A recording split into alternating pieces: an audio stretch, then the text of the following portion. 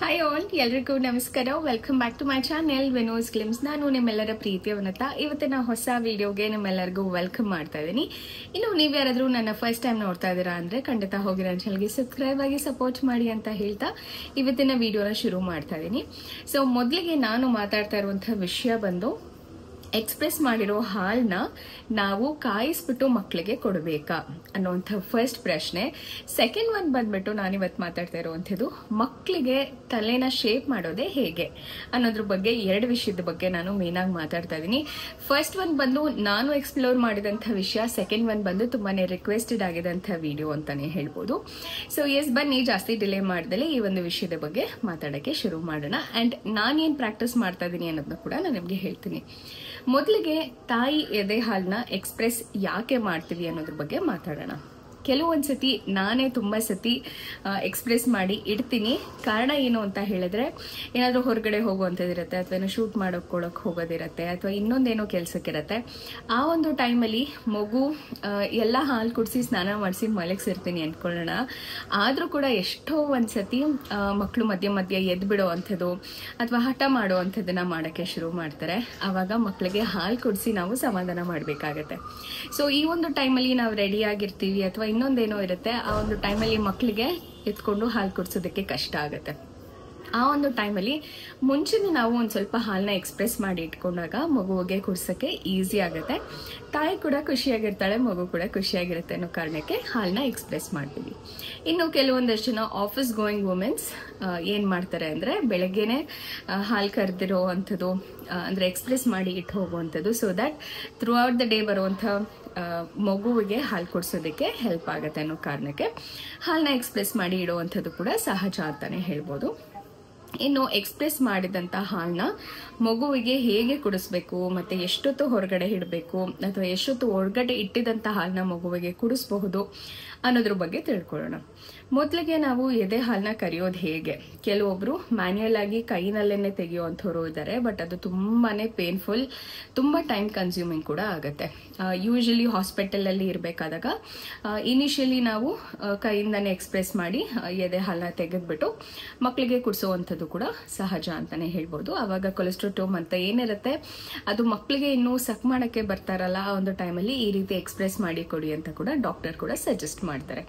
So ಹಾಗಾಗಿ ನಾವು ಅದನ್ನು ಎದೆ ಹಾಲು ಕರೆದ್ಬಿಟ್ಟು ಕೊಡ್ತೀವಿ. ಇನ್ನು ತುಂಬ ತಿಂಗಳುಗಳಾದ ಮೇಲೆ ಅಂದರೆ ಈ ರೀತಿ 2 ತಿಂಗಳು 3 ತಿಂಗಳು ಆದಮೇಲೆ ಆ ರೀತಿ ಎಷ್ಟೊತ್ತು ಅಂತ ಕುತ್ಕೊಂಡು ಮ್ಯಾನ್ಯುಯಲ್ ಆಗಿ ನಾವು ಎಕ್ಸ್ಪ್ರೆಸ್ ಮಾಡಿ ಕುಡಿಸ್ಲಿಕ್ಕಾಗತ್ತೆ. ಹಾಗಾಗಿ ನಮಗೆ ಎಲೆಕ್ಟ್ರಿಕ್ ಪಂಪ್ ಇರ್ಬೋದು ಅಥವಾ ಮ್ಯಾನ್ಯುಯಲ್ ಪಂಪ್ ಅನ್ನುವಂಥದ್ದು ಸಿಗುತ್ತೆ, ಅದ್ರ ಮುಖಾಂತರ ಕೂಡ ಹಾಲನ್ನ ಎಕ್ಸ್ಪ್ರೆಸ್ ಮಾಡಿ ಇಡಬಹುದು. ಇನ್ನು ಎಷ್ಟು ಹಾಲು ಮಕ್ಕಳು ಕುಡಿತಾರೆ ಅನ್ನೋದನ್ನು ಹೇಗೆ ತಿಳ್ಕೊಳ್ಳೋದಪ್ಪ ಅಂತ ಅನ್ನುವಂಥದ್ದು ಒಂದಷ್ಟು ತಾಯಂದಿರ ಕನ್ಫ್ಯೂಷನ್ಸ್ ಕೂಡ ಇರುತ್ತೆ. ಸೊ ಇದಕ್ಕೆ ಒಂದಷ್ಟು ರಿಸರ್ಚ್ ಕೂಡ ಮಾಡಿದ್ದಾರೆ. ಅಂದರೆ 1 ತಿಂಗಳು ಮಗು ಎಷ್ಟು ಹಾಲು ಕುಡಿಬಹುದು, ಅಂದರೆ ಎಷ್ಟು ml ಹಾಲು ಕುಡಿಬಹುದು, 2 ತಿಂಗಳು ಮಕ್ಕಳು ಎಷ್ಟು ml ಹಾಲು ಕುಡಿತಾರೆ, 3 ತಿಂಗಳು ಮಕ್ಕಳು ಎಷ್ಟು ml ಹಾಲು ಕುಡಿತಾರೆ ಅನ್ನೋಂಥದ್ದು ಪ್ರತಿಯೊಂದು ಒಂದು ಅಂದಾಜಿನ ಮೇಲೆ ನಮಗೆ ಒಂದು ಲಿಸ್ಟೇ ಸಿಕ್ಬಿಡತ್ತೆ ಅಂತ ಹೇಳ್ಬೋದು. ಸೊ ಯೂಶಲಿ 1 ತಿಂಗಳು ಮಕ್ಕಳು 10 ml ಇಂದ 15 ml ವರೆಗೂ ಹಾಲು ಕುಡಿತಾರೆ. ಸೊ 2 ತಿಂಗಳು ಮಕ್ಕಳು ಸ್ವಲ್ಪ ಇನ್ಕ್ರೀಸ್ ಆಗ್ತಾ ಹೋಗುತ್ತೆ, ಅಂದರೆ ಅವ್ರ ಅಪಟೈಟ್ ಕೂಡ ಇನ್ಕ್ರೀಸ್ ದೊಡ್ಡದಾಗ್ತಾ ಹೋದಂಗೆ ಮಕ್ಕಳು ಹಾಲು ಕುಡಿಯೋ ಕ್ವಾಂಟಿಟಿ ಕೂಡ ಇನ್ಕ್ರೀಸ್ ಆಗ್ತಾ ಹೋಗುತ್ತೆ. ಸೊ 2 ತಿಂಗಳಿಂದ 3 ತಿಂಗಳು ಮಕ್ಕಳು ಬಂದು somewhere around 50 to 60 ml of milk ಒಂದು ಫೀಡಲ್ಲಿ ತಗೊಳ್ತಾರೆ. ಅಂದರೆ ಒಂದು ಸತಿ ಅವ್ರು ಏನಿದೆ ಹಾಲು ನಾವು ಕುಡಿಸ್ತೀವಿ 50ರಿಂದ 60, 65 ತನಕ ಕೂಡ ಮಕ್ಕಳು ಹಾಲನ್ನ ಕುಡಿತಾರೆ. ಸೊ ಅಷ್ಟನ್ನ ಎಕ್ಸ್ಪ್ರೆಸ್ ನಾವು ಮಾಡಿಟ್ರೆ ಒಂದು ಟೈಮ್ಗೆ ಆಗುತ್ತೆ. ಕೆಲವೊಂದ್ಸತಿ 9 to 5 ಜಾಬ್ ಇರುವಂಥ ಹೆಣ್ಮಕ್ಳಿಗೆ ಸಿಕ್ಕಾಪಟ್ಟೆ ಕಷ್ಟ ಆಗುತ್ತೆ. ಬರೀ 1 ಟೈಮ್ಗೆ ನೀನು ಫೀಡ್ ಮಾಡಿ ಇನ್ನು ರೆಸ್ಟ್ ಆಫ್ ದ ಟೈಮ್ ಏನು ಮಾಡೋಕ್ಕಾಗುತ್ತೆ ಮಕ್ಕಳಿಗೆ ಅಲ್ವಾ. ಸೊ ಹಾಗಾಗಿ ಅಂಥ ಟೈಮಲ್ಲಿ ಏನು ಮಾಡ್ತಾರೆ ಅಂದರೆ, ಕೆಲವೊಂದ್ಸತಿ ರೆಫ್ರಿಜರೇಟ್ ಕೂಡ ಮಾಡ್ತೀವಿ. ಅಂದರೆ ಹಿಂದಿನ ದಿವಸನೇ ಹಾಲನ್ನ ಕರೆದಿಟ್ಟಿರೋ ಹಾಲನ್ನ ಕೂಡ ನಾವು ಯೂಸ್ ಮಾಡಬಹುದು. ಅಂದರೆ ಅದಕ್ಕೆ ಅಂತ ಒಂದು ಟೈಮ್ ಲಿಮಿಟ್ ಇರುತ್ತೆ. ಸೊ ಈಗ ನೀವು ಹೊರಗಡೆನೇ ಇಟ್ಟು ಮಗುವಿಗೆ ಹಾಲು ಕುಡಿಸ್ತೀರಾ ಅಂತ ಅಂದರೆ ಮಿನಿಮಮ್ 8 hours ನಾವು ಹೊರಗಡೆ ಇಟ್ಟು ಮಕ್ಕಳಿಗೆ ಹಾಲನ್ನ ಕುಡಿಸ್ಬೋದು. ಇನ್ನು ಕರೆದಿಟ್ಟಿರುವಂಥ ಹಾಲು ತಣ್ಣ ಕೂಡ ಆಗಿರುತ್ತೆ. ಅದನ್ನು ಏನು ಮಾಡಬೇಕು ಅಂತ ನಾನು ನೆಕ್ಸ್ಟ್ ಹೇಳ್ತೀನಿ. ಅದಕ್ಕೂ ಮುಂಚೆ ರೆಫ್ರಿಜರೇಟ್ ಮಾಡಿದ್ವಿ ಅಂದರೆ ಹತ್ತತ್ರ 1 ವಾರದ ತನಕನೂ ಇಟ್ಕೊಂಡು ಮಕ್ಕಳಿಗೆ ಹಾಲನ್ನ ಕುಡಿಸ್ಬಹುದು. ಕೆಲವೊಂದು ಕನ್ಫ್ಯೂಷನ್ಸ್ ಇದ್ದೇ ಇರುತ್ತೆ. ಇವಾಗ ನಾನು ರೆಫ್ರಿಜರೇಟ್ ಮಾಡಿ ಇಟ್ಟು ಹಾಲನ್ನ ಕುಡಿಸ್ಬೋದು ಅಂದಾಗ ರೆಫ್ರಿಜರೇಟಲ್ಲಿರೋ ಹಾಲನ್ನ ಹೇಗೆ ಮಕ್ಕಳಿಗೆ ಕುಡಿಸೋಕ್ಕಾಗತ್ತೆ ಅನ್ನೋದು ಕ್ವೆಶನ್ಸ್ ಕೂಡ ಇರುತ್ತೆ. ಸೊ ಪ್ರತಿಯೊಂದು ಸತಿ ಮಕ್ಕಳಿಗೆ ನಾವು ಏನೇ ಒಂದು ಕೊಡ್ತಾ ಇದೀವಿ ಅಂದ್ರೆ ತುಂಬಾ ಕೇರ್ ಅಂಡ್ ಕಾನ್ಶಿಯಸ್ ಅಲ್ಲೇ ಕೊಡಬೇಕಾಗತ್ತೆ. ಸೊ ಅದೇ ರೀತಿ ಮಕ್ಕಳಿಗೆ ಹಾಲು ಕೊಡೋ ಮುನ್ನ ರೂಮ್ ಟೆಂಪರೇಚರ್ ಅಲ್ಲಿ ಇದೆ ಅಂದ್ರೆ ಅದನ್ನೇ ನೀವು ಖಂಡಿತವಾಗ್ಲೂ ಮಕ್ಕಳಿಗೆ ಆಫರ್ ಮಾಡ್ಬೋದು. ಮಕ್ಕಳು ಹೇಗೆ ರಿಯಾಕ್ಟ್ ಮಾಡ್ತಾರೆ ಅಂದ್ರೆ ಕೆಲವೊಂದ್ಸತಿ ಮಕ್ಕಳು ತಣ್ಣಗಿರುವಂತ ಹಾಲು ಕುಡಿಯೋದಕ್ಕೆ ಇಷ್ಟಪಡಲ್ಲ, ಅಥವಾ ಬೆಚ್ಚಗಿರುವಂತ ಹಾಲು ಬೇಡ, ನಮಗೆ ತಣ್ಣಗಿರುವಂಥದ್ದೇ ಕುಡಿತಾರೆ. ಅವ್ರ ಎಕ್ಸ್ಪ್ರೆಷನ್ಸ್ ಅಲ್ಲೇ ನಮಗೆ ಗೊತ್ತಾಗುತ್ತೆ. ಸೊ ಇವಾಗ ನಾವೇನಾದ್ರೂ ರೆಫ್ರಿಜಿರೇಟ್ ಮಾಡಿದೀವಿ ಅಂತಂದ್ರೆ ಖಂಡಿತವಾಗ್ಲೂ ಅದನ್ನ ಒಂಚೂರು ಬೆಚ್ಚಗೆ ಮಾಡೇ ಕೊಡ್ಬೇಕಾಗತ್ತೆ. ಸೊ ಮಗು ಇನ್ನೇನು ಎದಳ್ತಾ ಇದೆ ಅಂದಾಗ ಒಂದು 20 to 30 minutes ಮುಂಚೆನೆ ಆ ಹಾಲನ್ನ ಆಚೆ ತೆಗೆದಿಟ್ಟು ರೂಮ್ ಟೆಂಪರೇಚರ್ ಅಲ್ಲಿ ಇಡಬೇಕಾಗತ್ತೆ. ರೂಮ್ ಟೆಂಪರೇಚರ್ ಅಲ್ಲಿ ಇಟ್ಟಾದ್ಮೇಲೆ ಒಂದು ಬೌಲಲ್ಲಿ ಬಿಸಿ ನೀರು ಮಾಡಿಕೊಂಡು, ಉಗುರು ಬೆಚ್ಚಗೆ ಅಥವಾ ಒಂದು ಸ್ವಲ್ಪ ಜಾಸ್ತಿ ಬಿಸಿನೇ ಮಾಡಿಕೊಂಡು, ನಾವು ಬಾಟಲಲ್ಲಿ ಏನು ಕುಡಿಸ್ಬೇಕು ಅಂತ ಇದೀವೋ ಆ ಬಾಟಲ್ನ ನೀರೊಳಗೆ ಡಿಪ್ ಮಾಡುವಂಥದ್ದು. ಅಂದರೆ ಬೌಲ್ ಇದೆ ಅಂದರೆ ಬೌಲಲ್ಲಿ ಇರುವಂಥ ಬಿಸಿನೀರು ಒಳಗಡೆ ಬಾಟಲ್ನ ಹೊರಗಡೆಯಿಂದ ಡಿಪ್ ಮಾಡುವಂಥದ್ದು. ಯಾವುದೇ ಕಾರಣಕ್ಕೂ ಪಾತ್ರೆಗೆ ಹಾಕಿ ಕಾಯಿಸೋದಾಗ್ಲಿ ಅಥವಾ ಅವನಲ್ಲಿಟ್ಟು ಬಿಸಿ ಮಾಡೋದಾಗ್ಲಿ ಖಂಡಿತವಾಗ್ಲೂ ಮಾಡಬೇಡಿ. ಬಿಕಾಸ್ ಅವನಲ್ಲಿ ನಾವು ಕೆಲವೊಂದ್ಸತಿ ಅದು ಈಸಿ ಪ್ರಾಸೆಸ್ಸು, ಪಾಪು ಎದಳೋಷ್ಟು 5 ನಿಮಿಷಕ್ಕೆ ಬಿಸಿ ಆಗೋಗ್ಬಿಡತ್ತೆ ಅಂತ ಹೇಳಿ ನಾವು ಅದನ್ನ ಟ್ರೈ ಮಾಡ್ಬೋದು. But that is very very dangerous. ಯಾಕೆ ಅಂದ್ರೆ ಅವನಲ್ಲಿ ಈವನ್ ಆಗಿ ಹೀಟ್ ಆಗಿರಲ್ಲ, ಕೆಲವೊಂದಷ್ಟು ಹಾಲ್ ಪಾರ್ಟಿಕಲ್ಸ್ ಮಾತ್ರ ಹೀಟ್ ಆಗಿರುತ್ತೆ, ಬೇರೆ ಆಗಿರಲ್ಲ. ಸೊ ಮಕ್ಕಳಿಗೆ ತುಂಬಾನೇ ಕಷ್ಟ ಆಗುತ್ತೆ. ಡೈರೆಕ್ಟ್ ಆಗಿ ನಾವು ಅದನ್ನ ಮಕ್ಳಿಗೆ ಕೊಟ್ಟಾಗ ಕೆಲವೊಂದ್ಸತಿ ಮಕ್ಕಳು ಬಾಯಿ ಸುಡುವಂತ ಚಾನ್ಸಸ್ ಕೂಡ ಇರುತ್ತೆ. ಸೊ ಹಾಗಾಗಿ ಆದಷ್ಟು ಅವನಲ್ಲಿಟ್ಟು ಬಿಸಿ ಮಾಡುವಂಥದ್ದನ್ನ ಖಂಡಿತವಾಗ್ಲೂ ಸ್ಟಾಪ್ ಮಾಡಿ.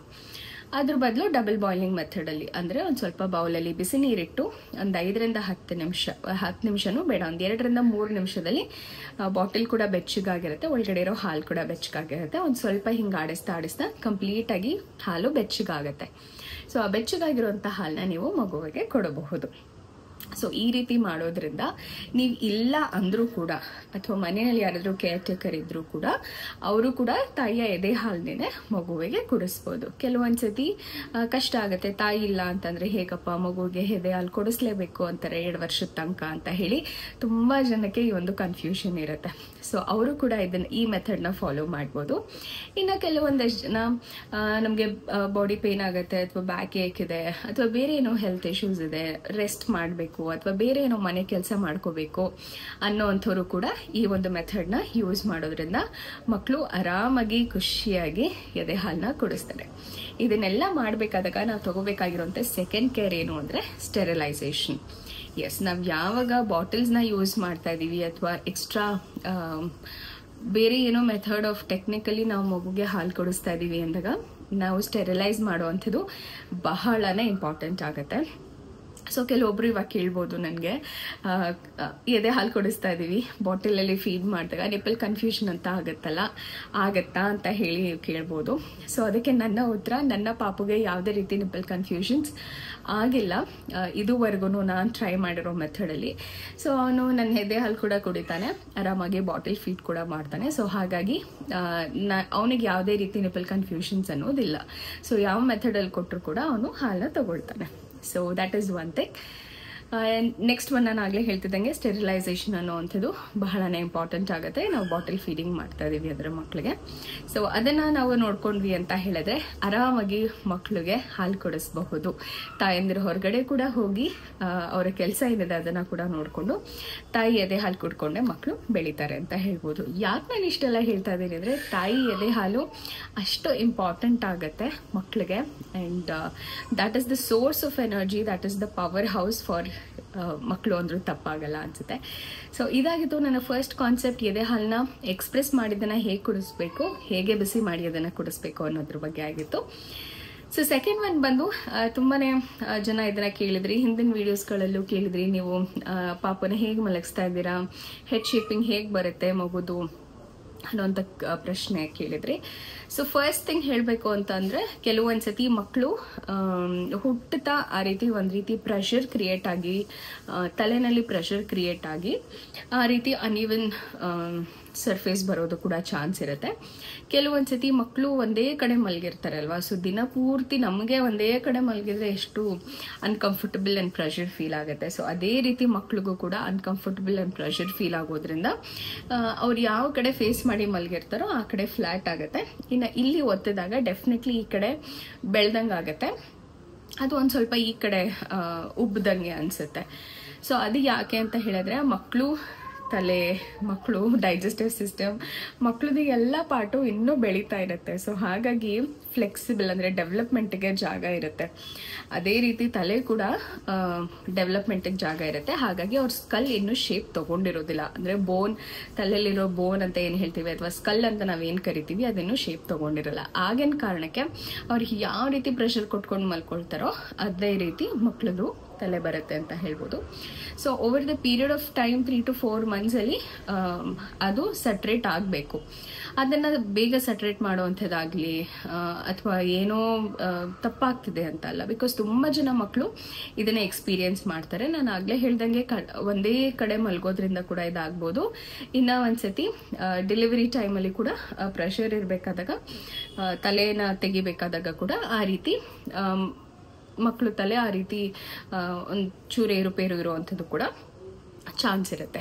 ಸೊ ಇದನ್ನೇ ಹೇಗೆ ರೆಕ್ಟಿಫೈ ಮಾಡ್ಕೊಳ್ಬೋದು ಅಂತ ಹೇಳಿದ್ರೆ, ಫಸ್ಟ್ ಒನ್ ಬಂದು ಮಗುವಿಗೆ ಸಪೋರ್ಟ್ ಕೊಡುವಂಥದ್ದು. ಅಂದರೆ ಮಲಗಿದ್ದಾಗ ಸ್ಟ್ರೇಟಾಗಿ ಮಲ್ಕೊಳ್ಳೋದಕ್ಕೆ ಹೆಲ್ಪ್ ಮಾಡುವಂಥದ್ದು. ಕೆಲವೊಂದ್ಸತಿ ಮಕ್ಕಳು ಬರೀ ಒಂದೇ ಕಡೆ ತಿರ್ಕೊಂಡು ಮಲ್ಕೊಳ್ಳುವಂಥದ್ದು ಇರುತ್ತೆ. ಯಾಕೆ ಅಂತ ಹೇಳಿದ್ರೆ, ಕೆಲವೊಂದ್ಸತಿ ತುಂಬ ನೆಕ್ ಮಸಲ್ ಏನಿರುತ್ತೆ ಮಕ್ಕಳದು ಅದು ಟೈಟ್ ಆದಂಗೆ ಅನಿಸುತ್ತೆ. ಸೊ ಅವ್ರಿಗೆ ಒಂದೇ ಸೈಡ್ ಕಂಫರ್ಟಬಲ್ ಆಗಿ ಇರುತ್ತೆ. ಹಾಗಾಗಿ ಅವರು ಅದನ್ನು ಕೂಡ ಮಾಡ್ಬೋದು. ಇನ್ನು ಕೆಲವು ಸತಿ ಏನಾಗುತ್ತೆ, ಮಕ್ಕಳು ಒಂದೇ ಎದೆನ ಕುಡಿಯೋದಕ್ಕೆ ಇಷ್ಟಪಡ್ತಾರೆ. ಇನ್ನೊಂದು ಕಡೆ ಎದೆ ತಿರುಗಿಸಿ ನಾವು ಕುಡಿಸ್ತೀವಿ ಅಂದಾಗ ಒಂದು ಸ್ವಲ್ಪ ಅಳೋದು, ಕಿರಿಕಿರಿ ಮಾಡೋದು ಇರುತ್ತೆ. So that is because of the neck muscle tightening. So ಇದಕ್ಕೆ ನಾವು ಸೊಲ್ಯೂಷನ್ ಏನು ಅಂತ ಹೇಳಿದ್ರೆ, ಆದಷ್ಟು ಟಮ್ಮಿ ಟೈಮ್ ಕೊಡೋದ್ರಿಂದ ಮಕ್ಕಳಿಗೆ ಆ ರೀತಿ ಮಸಲ್ ಕೂಡ ರಿಲ್ಯಾಕ್ಸ್ ಆಗುತ್ತೆ. ಮತ್ತು ಯಾವುದೇ ರೀತಿ ನೆಕ್ ಮಸಲ್ ಟೈಟ್ ಇದೆ ಅಂದರೂ ಕೂಡ ಅದನ್ನು ಲೂಸನ್ ಮಾಡೋಕ್ಕೆ ಹೆಲ್ಪ್ ಮಾಡುತ್ತೆ.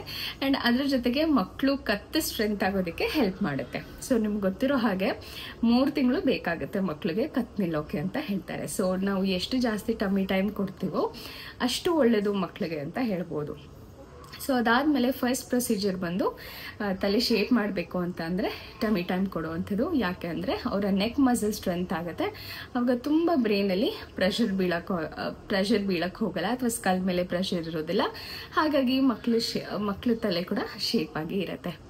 ಸೆಕೆಂಡ್ ಒನ್ ಬಂದ್ಬಿಟ್ಟು ಮಕ್ಕಳಿಗೆ ಆಯಿಲ್ ಮಸಾಜ್ ಮಾಡಬೇಕಾದಾಗ ಒಂದು ಸ್ವಲ್ಪ ಲೈಟಾಗಿ ಪ್ರೆಷರ್ ಕೊಟ್ಟು ತಲೆನ ಒಂದು ಸ್ವಲ್ಪ ಮಸಾಜ್ ಮಾಡೋದ್ರಿಂದ ಕೂಡ ನಾವು ಮಕ್ಕಳ ತಲೆನ ಶೇಪ್ ಮಾಡಬಹುದು.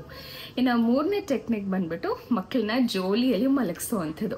This is a very very traditional way of shaping ಅಂತ ಹೇಳ್ಬೋದು. ಮಕ್ಕಳು ಹುಟ್ಟಿದ ಮಕ್ಕಳಿಂದ ಹಾಕ್ಬೋದಾ ಜೋಲಿಗೆ ಅನ್ನೋವಂಥದ್ದು ಒಂದಷ್ಟು ಜನಕ್ಕೆ ಕ್ವೆಶನ್ಸ್ ಇರುತ್ತೆ. ಬಟ್ ಅದಕ್ಕೂ ಕೂಡ ಒಂದಷ್ಟು ತಿಂಗಳು ಅಂತ ಇರುತ್ತೆ. ಅದಾದಮೇಲೆ ಮಕ್ಕಳಿಗೆ ಜೋಲಿನ ಮಲಗಿಸೋದು ಸೇಫ್ ಅಂತ ಹೇಳ್ತೀವಿ. ಸೊ ಮಕ್ಕಳಿಗೆ ಜೋಲಿನಲ್ಲಿ ಮಲಗಿಸೋದ್ರಿಂದ ಕೂಡ ತಲೆ ಶೇಪಿಗೆ ಬರುತ್ತೆ. ಆ್ಯಂಡ್ ಬಾಡಿ ಕೂಡ, ಬ್ಯಾಕ್ ಬೋನ್ ಕೂಡ ಸ್ಟ್ರೈಟ್ ಆಗಿ ಇರೋದಕ್ಕೆ ಹೆಲ್ಪ್ ಮಾಡುತ್ತೆ. ಮಕ್ಕಳು ಕೂಡ ಆರಾಮಾಗಿ ಮಲಗ್ತಾರೆ. ಸೊ ಹಾಗಾಗಿ ಜೋಲಿ is one of the best way to shape their head ಅಂತ ಹೇಳ್ಬೋದು. So the fourth one is, ಮಕ್ಕಳು ತುಂಬ ಹೊತ್ತು ಬೆಡ್ ಮೇಲೆ ಅಥವಾ ಸ್ಟ್ರೀಟ್ ಸರ್ಫೇಸಲ್ಲಿ ಮಲಗೋದ್ರಿಂದ ಕೂಡ ಫ್ಲ್ಯಾಟ್ ಹೆಡ್ ಆಗುತ್ತೆ.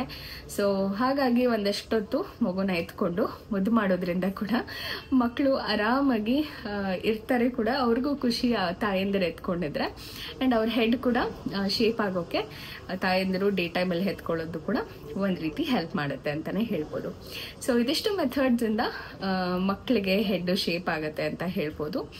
ಆ್ಯಂಡ್ ಇವೆಂಚುಲಿ ತಂತಾನೆ ಅದೊಂದು ಶೇಪ್ ತೊಗೊಳ್ತಾ ಹೋಗುತ್ತೆ. So wait for 3 to 4 months. ಮಕ್ಕಳು ಆರಾಮಾಗಿ ಅವರ ಡೆವಲಪ್ಮೆಂಟ್ ಎಲ್ಲ ಆದಮೇಲೆ ಕಿಲ್ಕಿಲ ಅಂತ ನಕ್ಕೊಂಡು ನಮ್ಮ ಜೊತೆ ಎಲ್ಲ ಎಂಜಾಯ್ ಮಾಡ್ತಾರೆ. ಸೊ ಇದಾಗಿತ್ತು ಇವತ್ತು ನಾನು ಅಡ್ರೆಸ್ ಮಾಡಿದಂಥ 2 ವಿಷಯಗಳು. ಐ ಹೋಪ್ ಈ 2 ವಿಷಯಗಳು ನಿಮಗೆ ಇನ್ಫಾರ್ಮೇಟಿವ್ ಆಗಿತ್ತು ಅಂತ ಅಂದ್ಕೊಳ್ತೀನಿ, ಹೆಲ್ಪ್ ಆಗುತ್ತೆ ಅಂತ ಕೂಡ ಅಂದ್ಕೊಳ್ತೀನಿ. So yes, I hope you like this video. If so, give a like button.